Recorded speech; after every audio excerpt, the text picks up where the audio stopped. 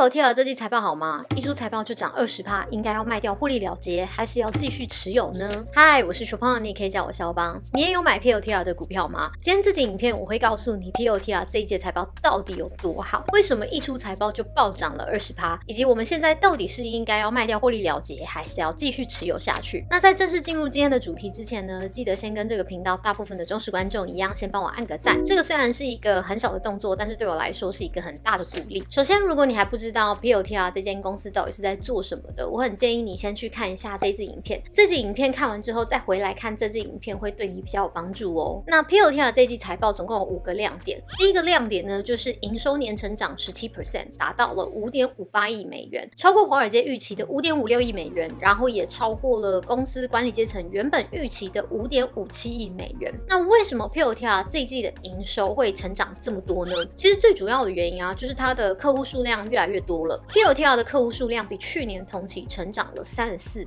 来到了453个客户，其中它的商业客户数量呢成长了45%。那有在长期关注 POTR 的人呢，或者是你有看过我这支影片的人呢，你应该也有知道说 Palantir 的客户大概可以分成2个部分，一个就是政府单位，另外一个是一般的企业，也就是商业客户。那政府的话呢， POTR 大部分就是提供一些军事上面的协助，比方说像现在的乌俄战争， Palantir 就有提供乌克兰战略上面的一些数位上的协助。那商业上的话呢，大概就是用大数据的方式来帮助一般的企业提高营运上面的效率。那这一季 POTR 在政府方面的收入是成长了12%，商业收入成长了23%，其中美国政府的收入是成长了10%，美国商业收入成长了33%。那除了收入变好之外呢， POTR 在费用上面其实也控制得很好，这也是 POTR 这一季财报的第2个亮点哦。你看它在行销、销售跟行政管理上面的开销呢，都比去年第3季来得少。行销费用下降了6000万美金，然后行政管理费用减少了2000万美金左右。唯一一个没有减少的，反而增加的就是研发费用。研发费用比去年同期增加了500万美金。研发费用增加，我觉得是一个很正常，而且是一件好事啦。科技业本来就是要一直去研发新的产品、新的技术嘛，这样它才有办法去跟竞争对手来竞争。如果对手都一直有在研发新的产品，但是你却没有在进步，你却没有在研发的话呢，那可能就会落后其他人。所以研发费用增加，我认为是一件非常好的事情啦。其他像是刚刚讲的销售啊、行政管理上面的费用啊，就可以适时的减少不必要的开销，这样子公司才可以有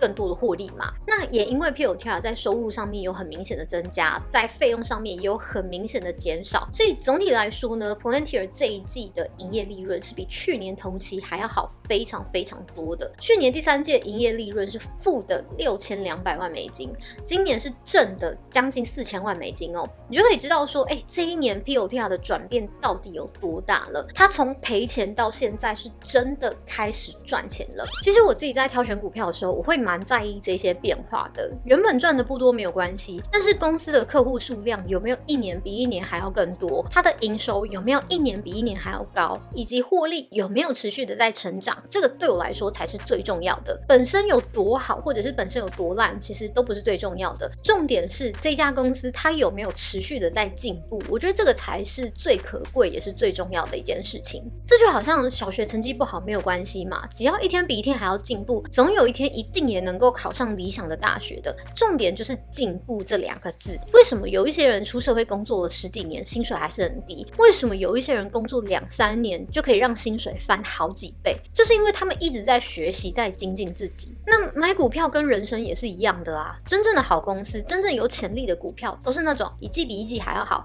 一年比一年还要进步的好公司。那要挑选到非常有成长潜力，然后体质又很优秀的好公司，并不是一件很简单的事情。要去看公司的背景，要去研究公司的商业模式，然后要像我这样子去看公司的财报，这整个过程真的是非常复杂、非常繁琐的。我真的很难在这10几20分钟的影片就跟你讲清楚，但是我又真的很想要帮助到你，所以我特别准备了一份41分钟的免费美股教学。这份教学呢，会教你如何透过财报去找到优质的好公司，并且教你一些选股上面的技巧。那这个教学目前已经有将近200人来领取了。如果你也想要买到非常有成长潜力、体质又很好的优秀型的公司，那就立即到下面的资讯栏点击连结去索取这份免费教学吧。那有看过我这一集影片的人呢，应该也都知道上一季 POTR 的业外收入其实是有一点高的，所以我相信很多人应该也会特别想要关心一下说，这一季 POTR 的业外收入是不是也很高？这一季 POTR 的业外收入仍然是蛮高的，我必须老实说，你看它利息收入还有3600万美金，但是啊，我认为这一季其实跟上一季是有很大的区别的。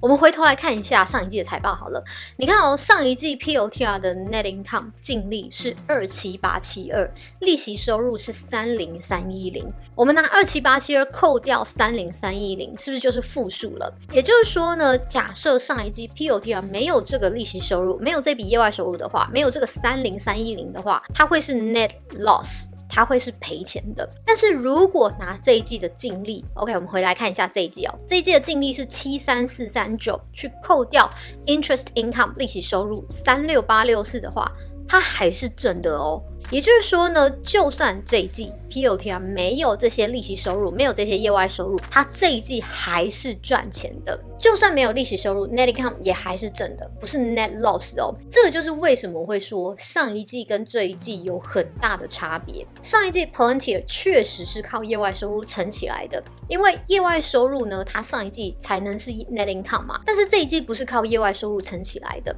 它这一季完全是靠本业去增加收入，减少花费给撑起来的。就算没有这些业外收入，它还是有赚钱的哦。这个才是我觉得 POTR 这一季财报最大的亮点，也是我觉得最棒的地方啦。因为这表示 POTR 是真的开始赚钱了，它不是靠业外收入在赚钱的。你可以说 Palantir 是靠业外收入让它最后的这个净利比较好看，但是你不能说它靠业外收入撑起来的。我觉得这个是蛮大的差别哦。那也因为这一季 net income 是正的嘛，那就表示说 POTR 已经连续4个季度的净利都是正数咯。那这个代表什么？其实在这一集影片啊，我就有讲到说 POTR 的高层在第2季的法说会有讲哦，加入标普500指数一直是他们的一个很大的目标。那要加入标普500指数呢，就必须要连续4个季度都有正的净利，因为标普500委员会他们比较在意获利嘛，他们要求公司要有连续4个季度都是正的净利才可以加入。那现在 Palantir 已经办到咯，所以他们真的是极有可能会被加入到 S&P 500里面。那加入 S&P 500对我们这些投资人到底有什么实质上的影响啊？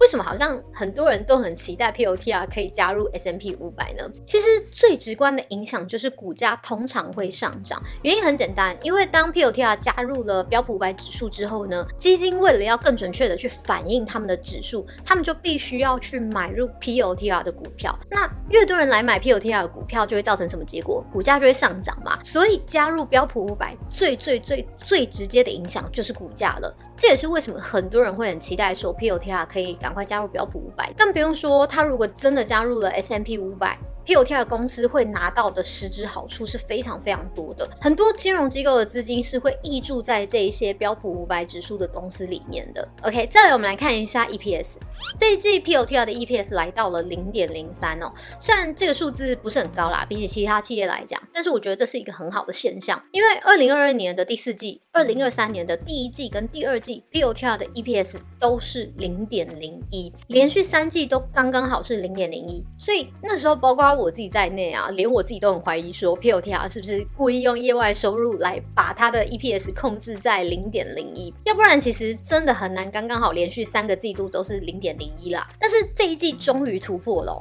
那这个当然是因为 POTR 的业务更赚钱了，费用也下降了，所以 EPS 才会跟着升上来。OK， 简单来说呢，我觉得 POTR 这一季的财报算是一个很棒的转捩点。从这份财报不只可以看出 POTR 的成长力道还是非常的强，它的客户数量一直在增加，政府跟商业收入也一直在增加。同时我也可以很肯定的说 POTR 是真的开始赚钱了，它不再是那个靠业外收入撑起来的 POTR 了。所以我个人还是会继续持有 POTR 的股票的啦，虽然它出财报完这2天已经涨了 25% 以上了，但是我自己还是会继续持有，因为我觉得 POTR 的成长空间还是非常大的。它现在才刚开始赚钱而已哦，它之后的那个发展性成长力我觉得应该都是蛮好的。那当然这只是我个人的判断跟选择啦，要不要买卖你自己还是要去做一下评估，毕竟没有人可以为你的损益负责嘛。如果你觉得今天的内容有帮助到你的话，可以在下面留言有帮助到我，这样我才会更有动力继续去创作更多优质的内容哦。